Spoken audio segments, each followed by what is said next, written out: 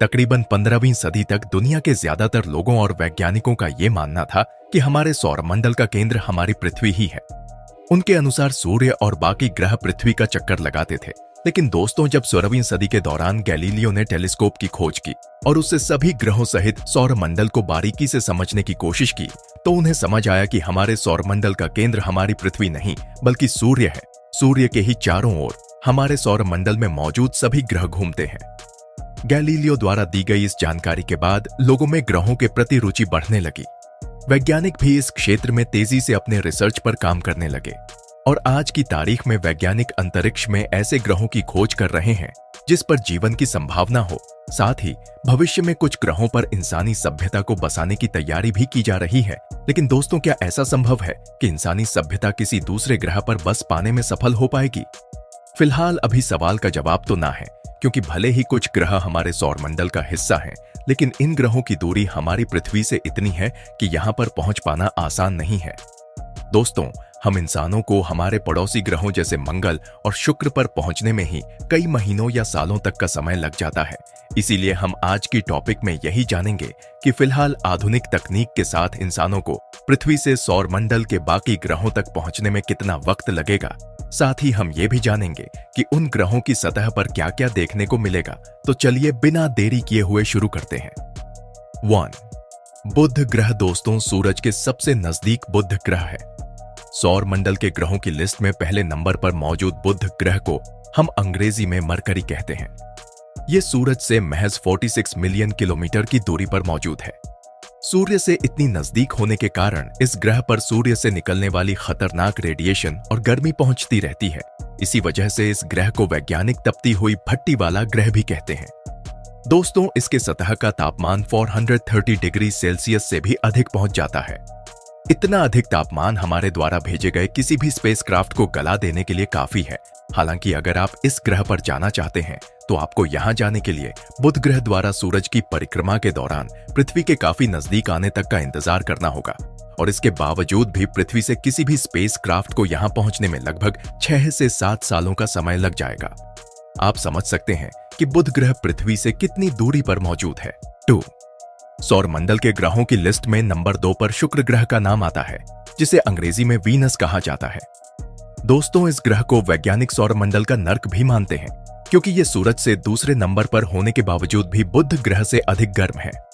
पृथ्वी से रात के दौरान इसे आसानी से देखा जा सकता है। आसमान में सबसे अधिक चमकने वाला तारा वास्तव में बुध ग्रह ही होता है।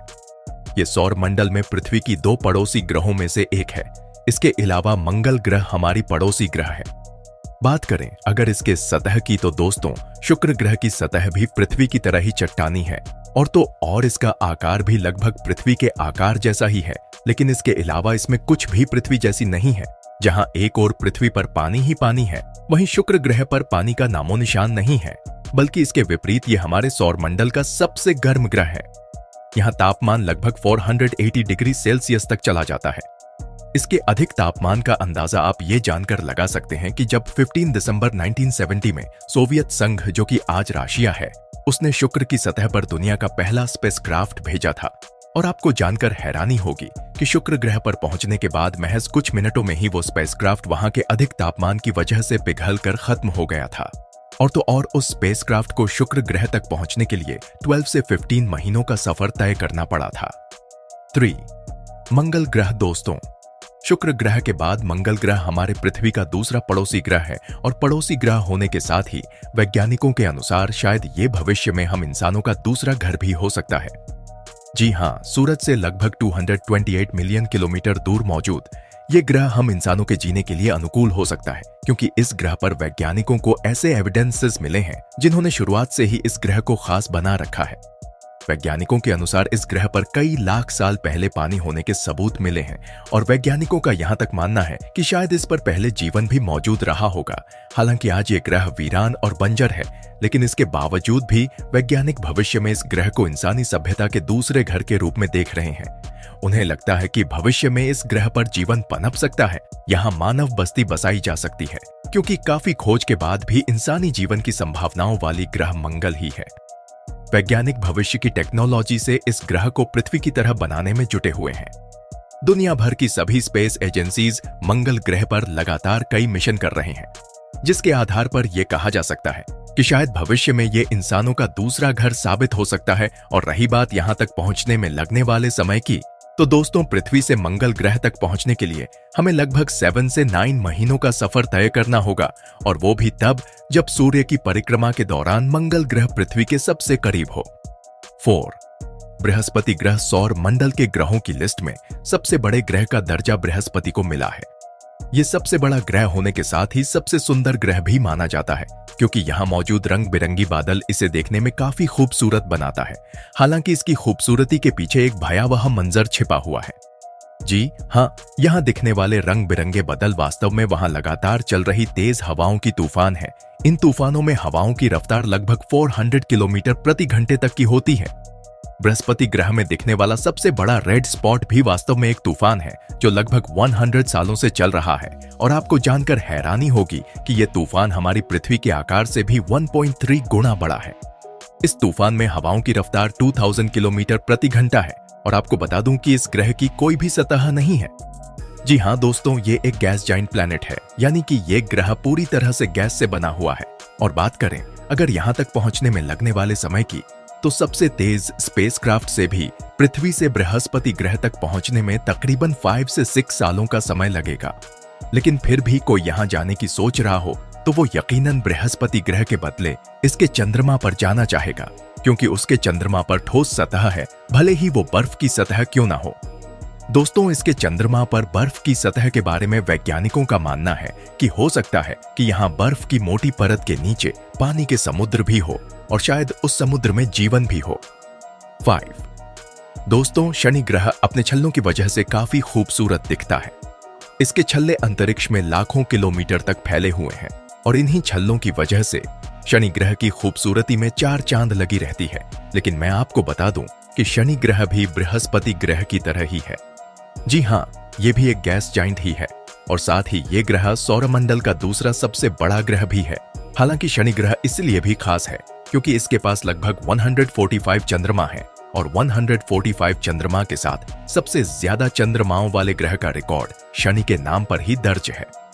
दोस्तों, इस ग्रह पर नासा ने साल 1997 में एक स्पेसक्राफ्ट भेजा था, और इस स्पेसक्राफ्ट को यहां तक पहुंचने में 7 सालों का समय लगा था। यानी कि इस ग्रह पर जाने के लिए आपको आधुनिक स्पेसक्राफ्ट से भी 7 सालों का समय लगेगा। लेकिन दोस्तों, यहां भी जाना व्यर्थ ही है, क्योंकि इस ग्रह की भी कोई ठोस सतह नहीं है। 6.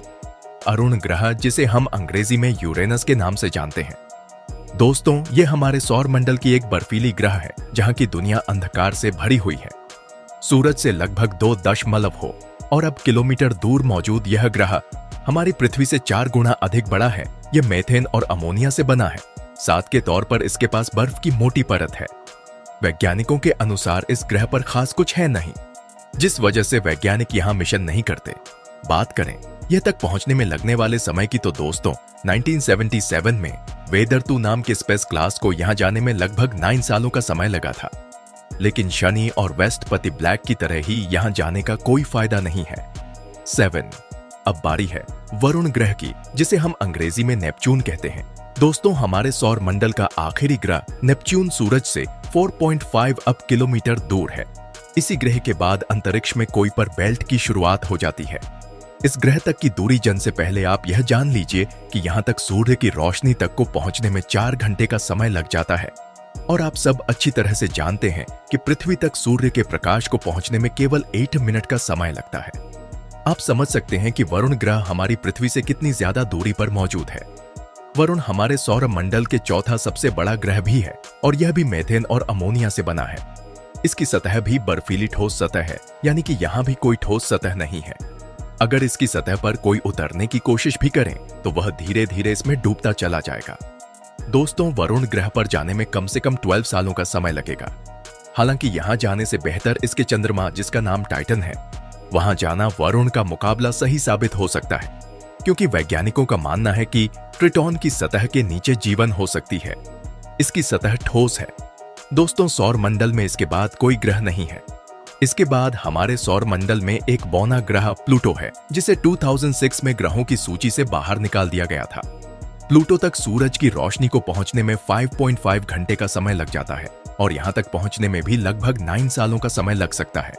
दोस्तों, प्लूटो का तापमान -240 डिग्री सेल्सियस है, यानी कि यहाँ कितनी ज्यादा ठंड है कि यह कुछ भी जमा देने के लिए काफी है। तो दोस्तों, आज की टॉपिक में इतना ही। मिलते हैं अगली टॉपिक के साथ, तब तक के लिए धन्यवाद।